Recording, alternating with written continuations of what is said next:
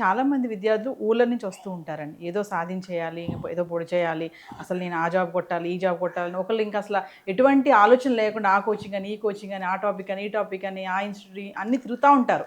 అంటే ఇలా తిరుగుతూ టైం వేస్ట్ చేస్తున్నారు కొంతమంది. సీరియస్‌నెస్ లేదు అనుకోవచ్చు అంటారా? 100% మేడం. వాళ్ళకు తెలియదు. ఫస్ట్ విలేజ్ నుంచి బయలుదేరుతారు. బస్సులో ట్రైన్‌లో దేనిదో వచ్చేస్తారు. వచ్చినాక ఓ 2 రోజులు కోచింగ్ ఇన్స్టిట్యూట్ పోతారు. అతని దగ్గర ఒక బుక్ ఉంటుంది. ఆ బుక్ ఫాలో అవుతుంటాడు. జస్ట్ వన్ ఫ్రెండ్ ఇంకోటి బుక్ పట్టుకొని వస్తాడు. ఇది చూడండి అమ్మ నా బుక్ ఇది బాగాలేదని చెప్పి మళ్ళీ వన్ బుక్ చూస్తాడు. ఆ బుక్ పక్కన పెట్టి ఇంకోటి బుక్ తెస్తాడు. మేడం ఎవరు బుక్ రాసినా ఈ సేమ్ మ్యాటర్ ఉంటుంది. కాకపోతే కొంచెం డిఫరెంట్ ఉంటుంది. ఫస్ట్ మనం ఒక బుక్ను పర్ఫెక్ట్గా చదివిన తర్వాత అప్పుడు నీకంటే ఒక ఐడియా వస్తుంది. యెస్. అప్పుడు నీ ఇష్టం నీకు నచ్చిన బుక్ చదివేసుకో. అసలు ఫస్ట్ నీకు సబ్జెక్ట్ నాలెడ్జే తెలియదు. అదో బుక్ చదివి లాస్ట్కి మనం రీచ్ అయ్యేది ఎప్పుడు? ఒక సబ్జెక్ట్లో 10 టాపిక్స్ ఉంటే నువ్వు 10 టాపిక్ ఎప్పుడు రీచ్ కావాలి?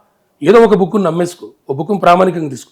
అది చదివిన తర్వాత నీకు ఐడియా వచ్చేసి అప్పుడు నీకు మార్కెట్లో ఉన్న 100 కాబట్టి 200 పుస్తకాలు చదువు. మన నిరుద్యోగ పిల్లలు ఏం చేస్తారంటే పూర్తిగా చదవరు దాన్ని. సగం చదివేసినాక మళ్ళీ ఎందుకు అవసరం అయ్యింది, మళ్ళీ ఇంకో బుక్ మారుదాం. ఇలా ఒక ఆథర్ రాసిన బుక్నే డిసైడ్ చేస్తున్నావు అంటే మనం ఆ బుక్ ఏం చదువుతున్నావు? నువ్వు రాయరాదు. అది పిల్లలు కొంతమందికి అర్థం కాకుండా ఏంటంటే మేడం ప్రతి మనిషి కూడా ఎన్నో ఒక పుస్తకంలో ఒక మిస్టేక్ ఉంటుంది. ఆ ఒక్క మిస్టేక్నే రెక్టిఫై చేస్తున్నాయి. మిగతా 99 పాయింట్స్ మంచిగా ఉన్నాయి కదా. మనకు క్వశ్చన్ పేపర్ ఎగ్జామ్ పెడితేనే అందులో ఒక మిస్టేక్ 2-3 మిస్టేక్స్ వస్తున్నాయి. బుక్లో 1-2 మిస్టేక్స్ ఉంటాయి అని చెప్పి ఆ బుక్నే పక్కన పడేస్తే మరి ప్రతి బుక్లో ఉంటాయి. మరి ఏ బుక్ తీసుకొని చదువుతాను? అవన్నీ అంటే కొంతమంది అంటే అంత ఎక్కువ మంది పిల్లలు ఉండరు. కొంతమంది అలా ఇక నేను 10 ఏళ్ళ నుంచి ప్రిపేర్ అవుతున్నా, నేను ఈ బుక్ చదవడం ఏంది, నువ్వు ఆ బుక్ అసలు నువ్వు ఇన్నిసార్లు చదవడానికి కారణమే నువ్వు ఎక్కువ ఊహించుకుంటున్నావు.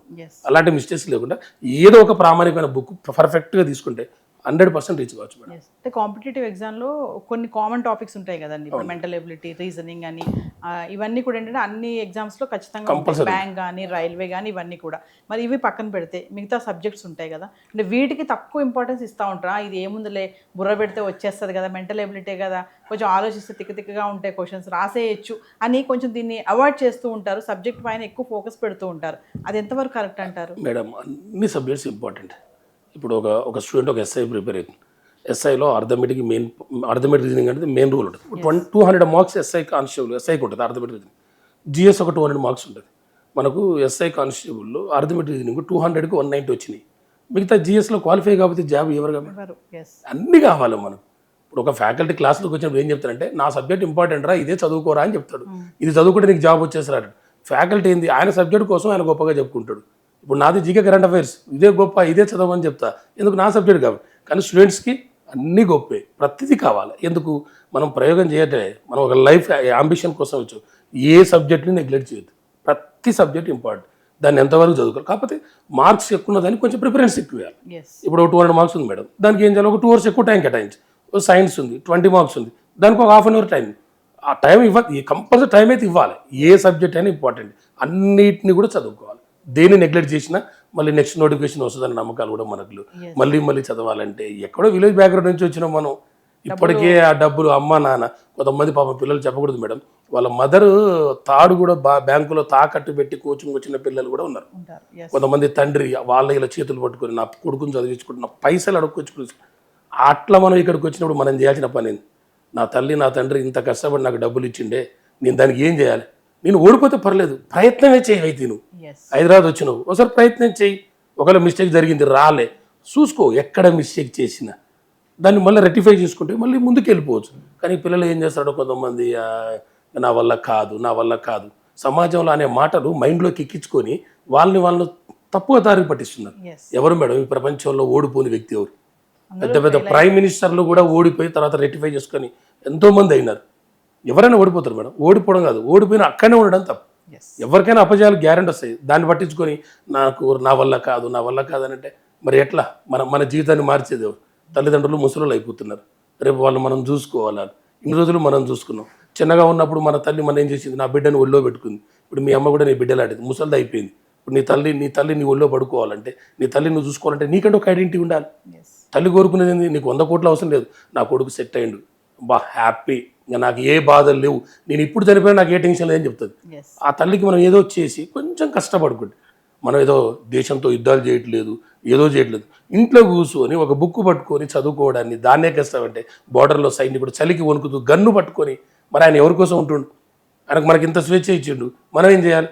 గొప్ప గొప్ప మేధావులు భగత్ సింగ్, అంబేద్కర్లు, పెద్ద పెద్ద స్వతంత్ర మన ఇండియన్ ఫ్రీడమ్ ఫైటర్స్ అందరూ కూడా మన కష్టపడి ఇండిపెండెన్స్ తెచ్చిచ్చారు.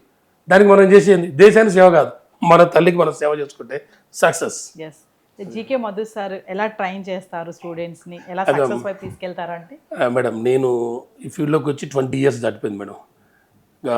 నేను ప్రతిరోజు కూడా మార్నింగ్ లేవగానే కంపల్సరీ ఒక 2-3 న్యూస్ పేపర్స్ తీసుకొని ఆ పేపర్లో వచ్చిన పాయింట్స్ రాసుకొని, ఆ రాసుకున్న పాయింట్కి జాగ్రఫీ అయితే జాగ్రఫీ లింక్, పాలిటీ అయితే పాలిటీ లింక్, ఆ లింక్ తయారు చేస్తూ రోజు యూట్యూబ్లో క్లాస్ చెప్పడం, ఆఫ్లైన్లో క్లాస్ చెప్పడం, నాకు తెలిసిన విషయాలు పిల్లలకు తెలియచేస్తూ ఎక్కువ మందికి నన్ను యాక్చువల్గా మేడం ఈ ఆంధ్ర తెలంగాణలో అబ్బాయిలు అయితే మామ అని పిలుస్తుంటారు, నన్ను అమ్మాయిలు అయితే బాబాయ్ అని పిలుస్తుంటారు. తక్కువ సారు అనే పదం వాడరు, మధు మామ, మధు బాబాయ్ అని పిలుస్తారు.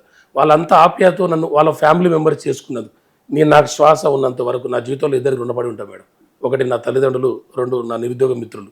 వాళ్ళ వల్ల నేను కనీసం ఈరోజు మీ సుమన్ టీవీలో కూర్చొని మాట్లాడే ఛాయిస్ వచ్చినట్టు కూడా కారణం ఇద్దరే, నా తల్లిదండ్రులు, నా స్టూడెంట్స్. మీ ఛానల్కి వచ్చినా కూడా అది అదృష్టం నాకు. దేవుడు ఈ ఆంధ్ర తెలంగాణలో ఒక 10 కోట్ల మంది జనాభా ఉన్నారు.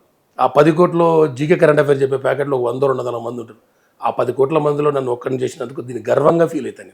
ఇంత అదృష్టం నాకు వచ్చినందుకు. కొంతమంది అనుకుంటారు ఇది కూడా అదృష్టం, అది దేవుడు అతరులకి కూడా నాకు ఇచ్చినందుకు నేను ఎంత ఆనందపడాలి. మనకు ఉన్నదాంతో ఆనందపడితే ప్రపంచంలో మనంత అదృష్టవంతుడికి ఇవ్వలేడు. సో మధు గారు ఒక విషయం చెప్పండి, అంటే ఎగ్జామ్ రాయడం, ప్రిపేర్ అవ్వడం ఒక ఎత్తు అనుకుంటే చివరిగా ఇంటర్వ్యూ ఏదైతే ఉంటుందో అటెంప్ట్, అక్కడ కొంతమంది ఫెయిల్ అయిపోతున్నారు. ఎందుకు అంటారు? మెయిన్ రీజన్ ఏంటి? మేడం ఇప్పుడు మనకు మీరు అడిగిన క్వశ్చన్ కూడా ఏంటంటే, మనకు ఇప్పుడున్న ఆంధ్ర తెలంగాణలో కాంపిటేటివ్ ఎగ్జామ్లో ఇంటర్వ్యూ అనేది మనకి టోటల్గా తీసేసారు. మనకు గ్రూప్ 1 కానీ గ్రూప్ 2 కానీ ఎస్ఐ ఎక్కడ కానీ ఇంటర్వ్యూ లేదు. కొంతమంది ఇంటర్వ్యూ తీసుకున్న కాలం ఏంటంటే బుక్ చదివే నాలెడ్జ్ ఉంటుంది కానీ ఎదుటి వాళ్ళ ముందు మాట్లాడే కమ్యూనికేషన్స్ ఉండేవాళ్ళు. ఇంటర్వ్యూ అంటే మేడం క్వశ్చన్కి ఆన్సర్ చెప్పడం కాదు, మన కాన్ఫిడెన్స్ లెవెల్. మనం మాట్లాడేటప్పుడు క్వశ్చన్కి ఆన్సర్ ఎంత కాన్ఫిడెన్స్గా చెప్తున్నదే చూస్తారు ఇంటర్వ్యూ. అది రైట్ ఆర్ రాంగా కాదు, మనకు ఆన్సర్ తెలిసి కూడా మన కాన్ఫిడెన్స్ లెవెల్ ఉండదు చాలా మంది స్టూడెంట్స్కి. వాళ్ళు ఏంటంటే ఆన్సర్ కరెక్ట్ అది, ఎందుకంటే భయంతో అది సరిగ్గా చెప్పలేకపోతారు. ఇంటర్వ్యూ మీన్స్ నీకున్న నాలెడ్జ్ని అవతల ముందు ఎలా ఎక్స్ప్రెషన్ చేస్తున్నాం అనేది చూస్తారు. అది 100% చాలా మందికి తక్కువ ఉంటుంది. బుక్ నాలెడ్జ్ ఉంటుంది కానీ నలుగురు ముందు మాట్లాడాలంటే భయపడుతుంటారు. ఆ భయాన్ని పోవాలంటే మనం రూమ్లో ఉన్నప్పుడు ఫ్రెండ్స్తో గ్రూప్ డిస్కషన్స్, ఒక సబ్జెక్ట్ చదువుకున్నాం, హిస్టరీ అనే సబ్జెక్ట్ చదివాం, ఏదో టాపిక్ చదువుకున్నాం. మీరు ఈరోజు ఐఎన్సీ ఇండియన్ నేషనల్ కాంగ్రెస్ అనే హిస్టరీ సబ్జెక్ట్ చదువుకున్నాం. ఫ్రెండ్స్ నలుగురు కూర్చొని డిస్కషన్ చేసేటప్పుడు నువ్వు చెప్పు నేను చెప్పిన అనుకో కమ్యూనికేషన్ స్కిల్స్ పెరిగిపోతాయి. రేపు నలుగురు ముందు అనర్గళంగా మాట్లాడే కెపాసిటీ వస్తుంది. కొంతమంది స్టూడెంట్స్ అవి చేయకపోవడం వల్ల ఇంటర్వ్యూలో ఫెయిల్ అయిపోతుంటారు. కాంపిటేటివ్ ఎగ్జామ్కి ప్రిపేర్ అయ్యే వాళ్ళు ఎక్కడికి వెళ్ళకూడదు, చాలా సీరియస్గా చదవాలి, ఒక మోటో ఉండాలి, ఒక ఫంక్షన్కి వెళ్ళకూడదు, పెళ్ళికి వెళ్ళకూడదు, నువ్వు ఫ్యామిలీ మెంబర్స్తో చిట్చాట్ చేయకూడదు, నువ్వు ఒక సెపరేట్ రూమ్లో ఉండాలి అని కొంతమంది పేరెంట్స్ రెస్ట్రిక్షన్స్ చెప్తూ ఉంటారు. కొంతమంది స్టూడెంట్స్ కూడా పాటిస్తూ ఉంటారు, ఇలా ఉండాలి, నేను అంతా డిస్టర్బ్ అయిపోతాను ఫ్యామిలీతో కలిసానంటే అని చెప్పి కొంతమంది ఇట్లా కూడా సెపరేట్ అవుతూ ఉంటారండి. అది ఎంతవరకు కరెక్ట్ అండి? ఒకటి దానికి మేడం 2 రీజన్స్ ఉన్నాయి. ఒకటి స్టూడెంట్స్ 2 types ఉంటాయి, విద్యార్థులు 2 రకాలు. ఒకటి ఫంక్షన్కి పోవాలి, సినిమా చూడాలి, అన్నీ చేయాలి. ఈ లైఫ్లో ఏది పోయినా కాలం తిరిగి రాదు మేడం. ఈ డేట్ పోయిందంటే నెక్స్ట్ ఆ డేట్ మళ్ళీ రాదు. కొంతమంది స్టూడెంట్స్ ఎలా ఉంటారంటే సరే ఫంక్షన్స్ పోయినప్పుడు పోతారు, బాగానే పోతారు, ఆ ఫంక్షన్లో కూర్చుంటాడు, 5 ఆ పక్క కూడా ఈ పక్క కూడా వస్తాడు. ఏం రా ఎన్నాళ్ళు చదువుతారు, ఇక నీకు రాదారా, ఎందుకురా టైం వేస్ట్ చేస్తావు, చదువుకోపోరారా, నీకు రాదటగారా, నువ్వు వేస్ట్ అటగారా, కథం. వీడేం చేస్తాడు, పోయి ఆ రూమ్లో కూర్చొని డిసప్పాయింట్ అవుతాడు, ఏడుస్తుంటాడు, నా వల్ల కాదు, ఇక నేను లైఫ్లో సక్సెస్ కాలేనేమో, నా భవిష్యత్తు అని చెప్పి అక్కడ అయిపోతుంది. కొంతమంది స్టూడెంట్స్ ఎలా ఉంటారంటే వాడేవాడు నన్ను అంటానికి అనుకోపోరా అనుకొని పాజిటివ్గా తీసుకొని ముందుకెళ్ళగలుగుతారు. ఇప్పుడు కొంతమంది అందుకే తల్లిదండ్రులు ఎందుకంటారంటే అందరూ పాజిటివ్తో ఉండరు మేడం. కొంతమంది డిసప్పాయింట్ అవుతున్నాడు, ఒక మాట అనగానే కథం, ఇక నా లైఫ్ క్లోజ్ అయింది, నా వల్ల కాదు, అలా ఉంటారు కొంతమంది స్టూడెంట్స్. అందుకని మేడం ఒక తండ్రికి 2 కొడుకులు ఉన్నప్పుడు తండ్రి అనేటోడు చెడు వ్యసనాలకు బానిస అయిపోయాడు. బానిస అయినప్పుడు 2 కొడుకులో ఒక కొడుకు ఏమో తండ్రిలా బానిస ఎదవలా తయారయ్యాడు, ఇంకొక కొడుకు ఏమో ఒక ఐఏఎస్ ఆఫీసర్ అయ్యాడు. అక్కడ రీజన్ ఏంది, ఇద్దరికి సేమ్ పరిస్థితులు, కానీ మనం తీసుకున్న విధానాన్ని బట్టి ఉంటుంది. ఎవరికైనా పరిస్థితులు ఒకటే. ఈ ఆంధ్ర తెలంగాణలో అన్ని జాబ్లో ప్రిపేర్ ప్రతి ఒక్కరికి ఉండేది 24 hours, ప్రతి ఒక్కరి దగ్గర అదే బుక్ అన్నీ ఉంటాయి. కానీ కొంతమంది సక్సెస్ అవుతారు కావట్లేదు అంటే వాళ్ళు డెడికేషన్, దాన్నే లైఫ్, దాన్నే జీవితంలో భావిస్తారు. కొంతమంది టైం పాస్ చూద్దాం చేద్దాం అంటే వాడి జీవితం అన్నీ అయిపోతుంది, వీడి సక్సెస్ అయిపోతుంది. సో ఫైనల్గా కాంపిటేటివ్ ఎగ్జామ్స్కి ప్రిపేర్ అయ్యే వాళ్ళ లైఫ్ స్టైల్ ఎలా ఉండాలి అంటే? కాంపిటేటివ్ ఎగ్జామ్ మేడం ఒకటే మేడం, డెడికేషన్, సీరియస్నెస్ ఉండాలి. అంటే మధ్యలో డ్రాప్ కావడం, ఒక 20 days అయిన తర్వాత కాన్ఫిడెన్స్ పోయిందని మళ్ళీ బుక్ పక్కన పెట్టడం, మళ్ళీ ఒక 1 week ఇంటికి వెళ్ళి మళ్ళీ రావడం. స్టడీకి ఉండాల్సిన గొప్ప క్వాలిటీ ఏంటంటే గ్యాప్ అనేది రావద్దు. ఒక ప్రిపరేషన్ స్టార్ట్ 8 months మనం టార్గెట్ పెట్టుకున్నాం, 8 monthsలో నేను ఎస్ఐ జాబ్ కొట్టాలి అన్నప్పుడు టార్గెట్ ఉన్నప్పుడు ఆ 8 months మనకు కమ్యూనికేషన్స్ ఉండొచ్చు, కానీ ఎంతవరకు ఉండాలో అంతవరకు. మొబైల్ ఫోన్ ఊకే తీసి వాట్సాప్ చాటింగ్లు చేయడం, ఇన్స్టాగ్రామ్లు తీసి అవి చూడడం, ఇది చూడాలి. రిలాక్స్ ఎంత జస్ట్ ఒక హాఫ్ అన్ అవర్ 10 minutes చూసుకున్నాం, మళ్ళీ మన ప్రిపరేషన్ మనం కొనసాగించాం. కానీ స్టూడెంట్స్ ఏం చేస్తారంటే గ్యాప్ ఇస్తుంటారు బాగా. స్టడీకి గ్యాప్ వచ్చిందంటే మేడం అది ఎవరైనా, ఎందుకంటే క్రికెట్ ప్లేయర్సే మ్యాచ్ వాళ్ళు ఎన్ని మ్యాచెస్ ఆడినా మళ్ళీ నెట్ ప్రాక్టీస్ లేకుండా వాళ్ళు మ్యాచ్కి వెళ్ళలేరు. విరాట్ కోహ్లీ అయినా ఎవరైనా, రోహిత్ శర్మ అయినా ఎవరైనా మళ్ళీ మ్యాచ్ ప్రాక్టీస్ చేస్తే నెక్స్ట్ మ్యాచ్ తీసుకుంటారు. ఇది కూడా అంతే, గ్యాప్ ఉండొద్దు, డిస్టర్బ్ కావద్దు. కొన్ని వస్తుంటాయి, అవాంతరాలు వస్తుంటాయి, వచ్చినప్పుడు కొంచెం ఓపిక బట్టి రూమ్లో మన అనుకున్న వాళ్ళతో డిస్కషన్ చేయాలి. మళ్ళీ ఎవరితో పడితే వాళ్ళతో తీసుకుంటే ఈ సమాజంలో ఎదవలు ఎక్కువ ఉన్నారు, కొంచెం ఎక్కువ డిస్టర్బ్ చేయడానికి. మనం ఎందుకంటే మనం తయారు చేయాలని సమాజం చూస్తుంటుంది. మనం ఏం చేయాలి, ఓకే సరే రైట్ కూల్, పట్టించుకోవద్దు, మన పని మనం చేసుకుంటూ ముందుకు వెళ్ళిపోవాలి. అందుకనే సక్సెస్ కావడానికి మెయిన్ గ్యాప్ ఉండొద్దు, డిస్టర్బ్ కావద్దు, మన పనిగా మనం చేసుకుంటూ ఒక ప్రయత్నం చేస్తే 100% సక్సెస్ కావచ్చు. సో మధు గారు, మరి ప్రజెంట్ నీట్ పేపర్ లీకేజ్, మళ్ళీ ఎగ్జామ్, మళ్ళీ ఎగ్జామ్ అయిపోయింది, రిజల్ట్స్, చాలామంది పిల్లలు ఆ పేపర్ లీకేజ్ అయినప్పుడు చనిపోవడం మనం చూసాము. ఇప్పుడు ప్రపంచవ్యాప్తంగా, దేశవ్యాప్తంగా కూడా ఒక పెద్ద చర్చ నడుస్తుంది, సిజేపీ, కాక్రోచ్ జనతా పార్టీ. మరి అసలు దాని గురించి ఏం చెప్తారు మేడం?